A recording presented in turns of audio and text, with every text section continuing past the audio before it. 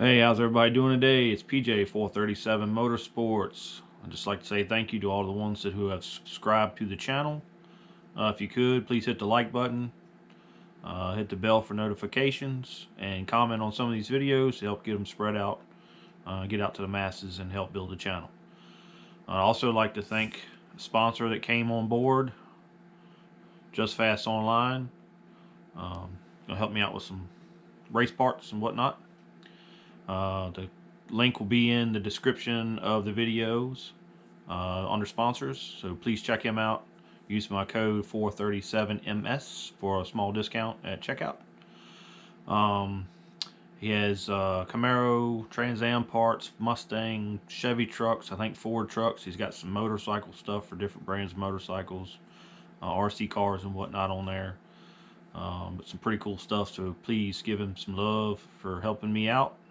Also, if you do any Amazon shopping, if you go down in the description below of the videos and click through my Amazon link when you go on Amazon to do your shopping, I also get a little percentage to help go towards the channel, help buy stuff, you know, all that good stuff too. Thank you. Hey, how's everybody doing? It's PJ 437 Motorsports. Quick update on the Sonoma. We've come to conclude that the pressure sender was bad because it was leaking oil. But after putting the new one in my last video or the video before that, it still was falling off. And I talked to a few people, and we've pretty much concluded that maybe at some point when the head gasket was blown, it got coolant into the bottom end. We believe it has eat the main bearings up, and that's why after it gets up to running temp and at low RPM, I'm losing the oil pressure. It's not staying up above the red mark. So that's an update on the Sonoma. In this video, I don't know how long it's going to take me. Gotta stay motivated. The car, Camaro, 2000 Camaro, got a few videos. I'll post a link, I guess over here, I believe it is, some of the videos of it if you want to check them out. But I'm going to do, I wouldn't say it's the thing to do, but it's what I'm going to do to save some money, just for now, until I can get a complete set of slotted and drilled rotors. And I'm waiting on my timing and weather to allow me to get a windshield replaced so I can get the car inspected. And today's video, and if it takes me a couple days, we'll be pulling the rear wheels off, popping the calipers and the mounts off. I'll be flipping the rotors around, and the drum on the inside of the rear of these for the parking brake, it has a lip in it from wear.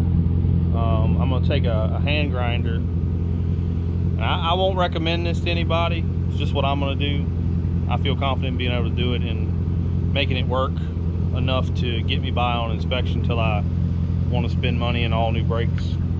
But it has a lip built up, which I'll show you later, on the inside where the parking brake drums go.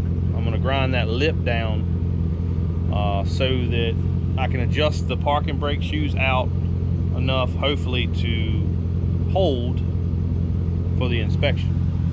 So that's one thing in Virginia you have to have is a parking brake.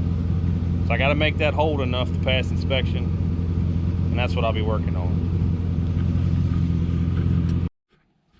All right, so I got the rotor off. It's not easy to see, but there's this little rusty lip right here. It's not huge, but it seems to be just enough to not allow me to adjust the parking brake shoes out anymore to grab good. At least I'm hoping that's the problem. So I'm gonna take this and mount this thing up on here like this, put a couple lugs on it tight. I got a aluminum block in here so the pads can't push in and pop the piston out of the caliper, and that's strapped up there so it doesn't fall. So I'm gonna start this thing up and let it idle, and it's on jack stands. I got a wheel chalk.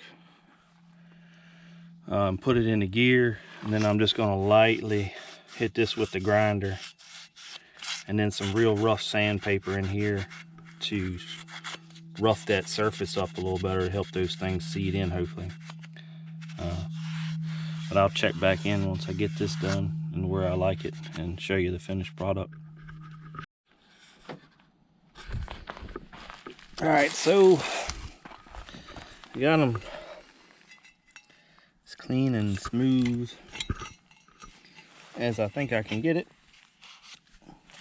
I took some heavy grit sandpaper and run it around the actual drum piece and scuff that a little. Hopefully it helps grip.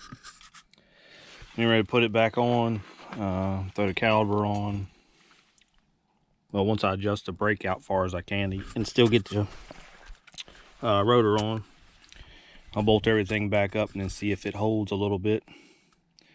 Or I might just do both sides and then try it. And see if it holds the car in gear. That's all it really needs to do.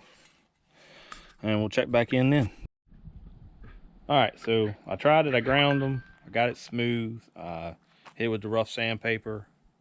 But like a buddy of mine that's a mechanic told me, he said it probably won't seat the new shoes to the old rotor. So even when you yank it up all the way, I mean, it'll hold itself sitting on flat ground, but as soon as you like put in gear and give it a little bit of gas, it starts moving. So that's not gonna work. So unfortunately, I'm gonna have to probably spend the money on new rotors. So I'll get some cross drilled and slot-its and do a video on that. But for now, thanks for watching. Comment, like, and subscribe. Hit the bell for notifications from the next video. And y'all have a good evening.